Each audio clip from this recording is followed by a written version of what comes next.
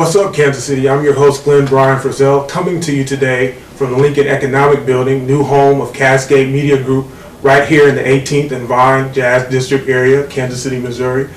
Joining me today for our program are two special, beautiful ladies who have written a book, Watch Out for the Elephants, sharing from their colorful journey as daughters of a U.S. State Department representative. How are you doing today, Ms. Todd? I am wonderful, thank you. And Ms. I'm Todd doing as well, well. thank you. Say your names for the camera to make sure that we have My a name is record. Cynthia Angela Todd. And I'm Coralie Ann Todd. That's wonderful. I really think that this book, in terms of promoting career options with the U.S. Foreign Department, really hits home. I keep in touch regularly with my alumni association, and Dr. Cotton of Maryland recently sent me an article, Howard University is sending 61 students overseas to study abroad, to encourage young people to study as scholars and global leaders. Was that part of the reason why you wrote this book? I think it was in a slightly different way. We wanted to open up the minds of our young people to something outside of their everyday experiences, to the world, to look at something like an opportunity that Howard is offering as a normal progression, as opposed to something scary that they would never want to do because those people aren't like us. So we really wanted to show people that there are a lot of people in the world and these people are just like them. And Ms. Todd, why should our children learn about foreign service career options early on? I think it is an underdeveloped area because a lot of our children know about the armed services, which is formidable, but the foreign not everyone can become part of the armed services. Like my father, back in the day, he had type 1 diabetes. He was not allowed to go at that time into the armed services, and yet he wanted to travel and see the world. This is another option that a lot of our youth don't know about. Ms. Angela Todd, you spoke briefly to me about children being real comfortable today. They have their social media tablets, social media devices. Those devices are really even being incorporated into classroom discussions. How is it important for children to step out of their comfort zone and perhaps consider going overseas, consider joining the State Department, consider a career in foreign service? I think it is important, but I think it is easier now for them to think about doing that. I think it is, the hard part is of course stepping outside of your comfort zone. That's always difficult no matter what the situation. But you know, they have so much more access to the world than we ever did. Because if we didn't write a letter, it didn't get done. You know, so they have access to the rest of the world, and the rest of the world has access to them. So they can set up communication with the rest of the world. And you know, and the fact that they can go, there are a lot of programs in high school even that have exchanges with students in foreign countries. You know, and I have a very good friend who is French and living near Marseille, and she always has students come in, although her daughter is grown, like mine is, but you know, she always has students coming in and staying with her from different parts of the world. So, you know, the rest of the world is already doing this.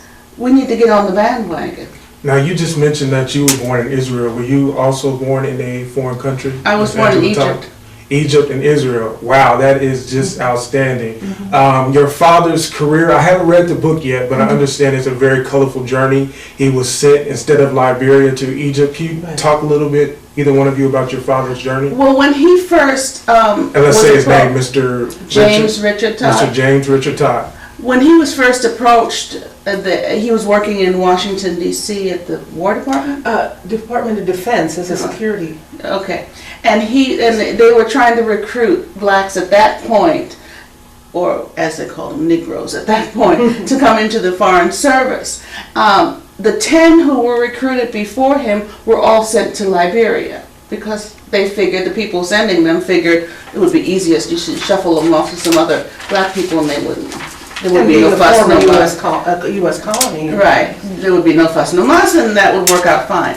The person who recruited my father, however, said, I'm not doing that. So they put up a fuss. Yeah. He said, the person who recruited my father said, I'm not doing that. You know, the world is open to you. Where would you like to go? Here's what I've got open. And he chose Egypt. And one of the reasons why he did choose Egypt was my father was pre-med. He was interested in going to medical school, and they had an excellent medical school program at the University of Cairo at the time. So he thought, well, that's the way of seeing the world, plus going into a medical school. Plus having a job. Now, had he already met your mother at this time? Yes, or- they left around the first time of their first anniversary. From Washington, D.C.? Well, my mother's from New Jersey, my father from Philadelphia. But But they were both working in Washington. Yes, and my mother was attending Riggs business school, and she was also working at the Department of Defense at the secretarial pool. Well, I just love African American history, especially oral history. Can you tell me a little bit about, was it hard, the travel experience hard, raising you guys? You know, for us, they made it very normal every day. We thought everybody lived like that. We didn't know that other people didn't go from country to country and school to school. We just thought everybody did that because they made it normal. And people always say that it was, but how was it? You know, you had a different home every 2 years. I said, you have to realize that we brought all our stuff with us. So no matter which home it was, you had some of the same things there. So it was always home. It didn't matter where that home was. It was home. They made it home. And for my father especially, my mother was very pragmatic. Okay? My father was very fun-loving. So he made everything an adventure. Everything was an adventure. If we stayed in horrible hotels, and we've stayed in a few around the world, he would say it's an adventure. Wasn't this fun? Didn't you enjoy it? No, Dad, I didn't enjoy it. That must take a level of energy, level of enthusiasm to. And he definitely And had that. creativity and imagination. Yes. Oh, yes. He had all of that. And you know, and of course it was the time before most of the world had television, so we didn't have television at home. So I started my love affair with the reading. My sister, however, didn't particularly care for it. I'd rather be outside playing. So she made the mistake of telling my father one time, I'm bored, I want to do something. And he said, oh, I've got the perfect thing for you. He said, just sit right here. He went and got the dictionary. He said, look, you can open it up at any page and learn the words. The dictionary. Yeah, he said you can start with Z or you can start with A. I mean, you've got 27 possibilities. Wow. And when you finish that, I've got an encyclopedia for you. Wow. She never told me again she was bored. Can we talk about you guys doing you're doing learning, independent learning? What was your relationship like with the children in these various neighborhoods, communities where you grew up and played? They were our friends. Friends. And I have to tell you, when we got to, in 1956, we got to Salzburg, Austria, and I was ready for second grade, I think, second or third grade, and all the American children were going by bus to Berchtesgaden, to the army base there for school. So one of the American ladies said to my mother, okay, Norma, the school bus comes and picks up our kids at this place at this time, have her ready. My mother said, she's not going. And the lady said, what do you mean she's not going? How's she going to get there? My mother said, she's not going to that school. And the lady said, where's she going to go? My mother said, there's a school, perfectly good school around the corner. Why am I going to put her in a bus? Right there around the corner. And the lady said, but she doesn't speak German. And my mother said, she'll learn. Wow. Wow. Educational pioneer. Definitely. Absolutely. Definitely. And it wasn't until and she did this at every country we went to, and you know, as we got older, then we started saying, well, Mom, why can't we go to the American school? I want to wear jeans and bobby socks. And she'd say, okay, I'll go check it out.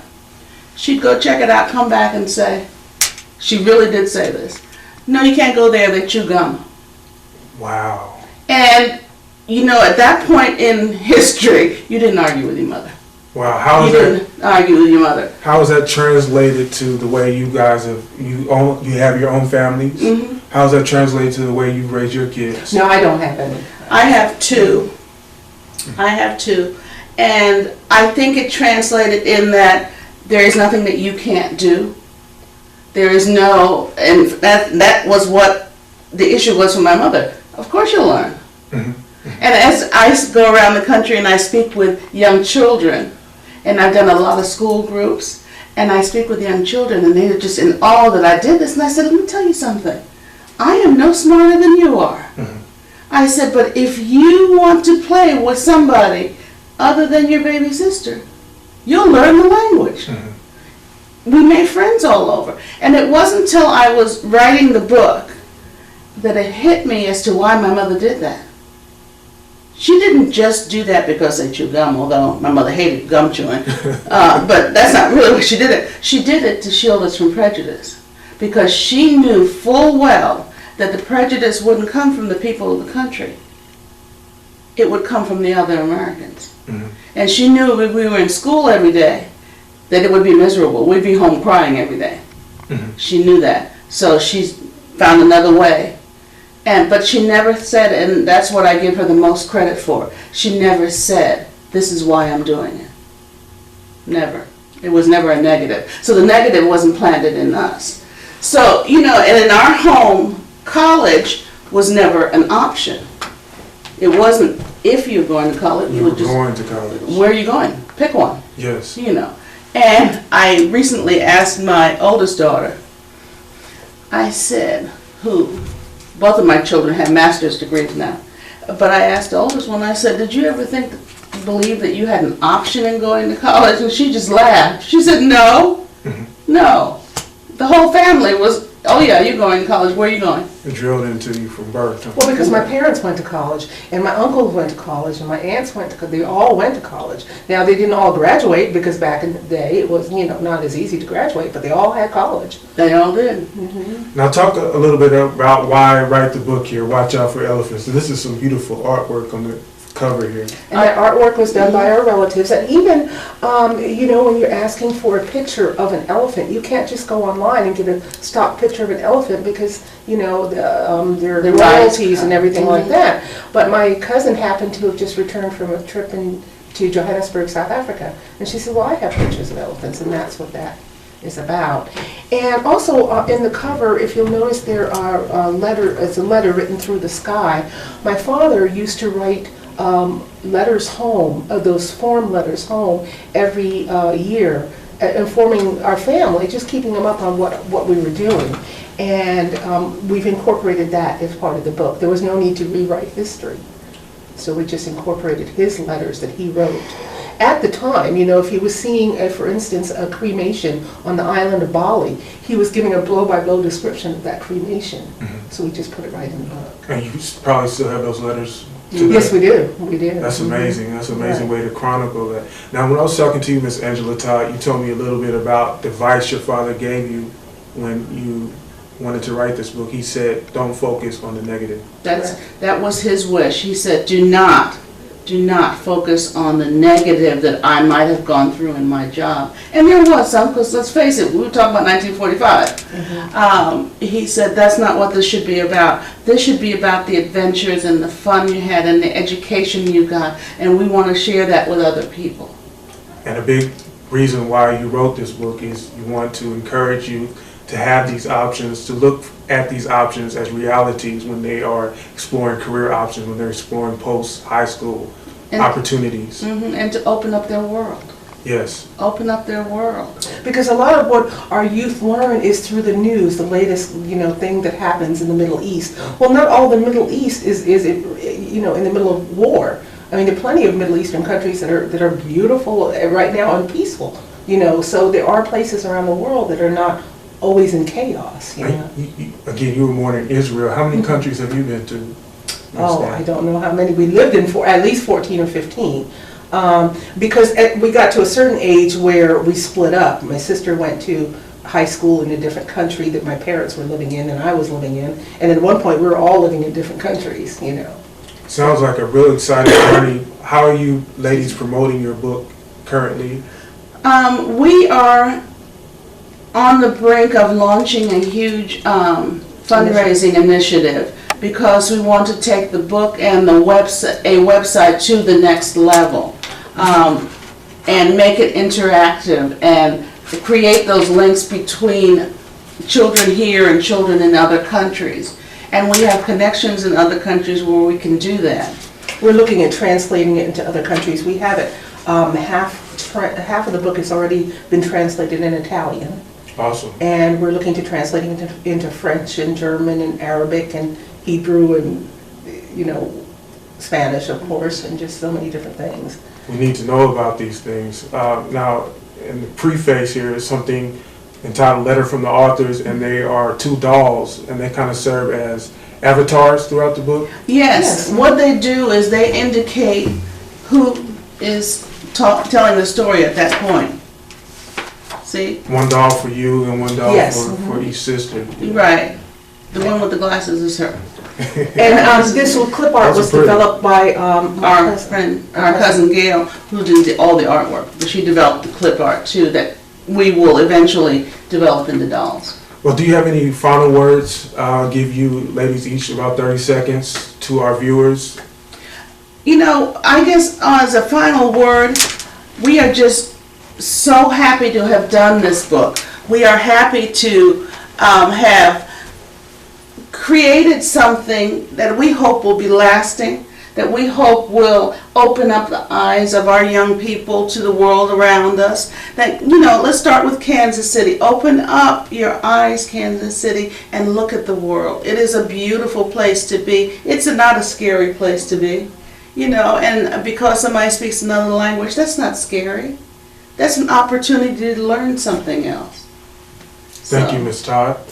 Yes, and I'm really excited about this book too. It's our passion, and I always ask people of any age, if you could go anywhere in the world and see anything, and money was not an object, where would you go? And I think it just opens people's eyes up to thinking and thoughts, thinking about different places that they could see around the world, and realize that it's totally possible for them to see these places and perhaps even live in these places like we did, and meet people from these places, and just, like Cynthia said, like Angela said, just get to know that we're all the same. We are all the same. I'm here with the Todd sisters, author of Watch Out for the Elephants. Your website is www.watchoutfortheelephants.com. Go online for more information. To check out more video of Cascade Media, we are located at www.whatsupkansascity.net. I'm your host, Glenn Brian Frizzell, thanking you for tuning in. Remember, the sky's the limit. Career in foreign service, U.S. Department, right in your grasp. If you aim for the moon and you miss, at the very least, you'll land among the stars. Correct. Thank you for tuning in with us today. Thank you. Thank you. CMG wants you to always remember, the victory we call success goes to the best prepared. When you invest in your community, you're really just investing in yourself. Thanks.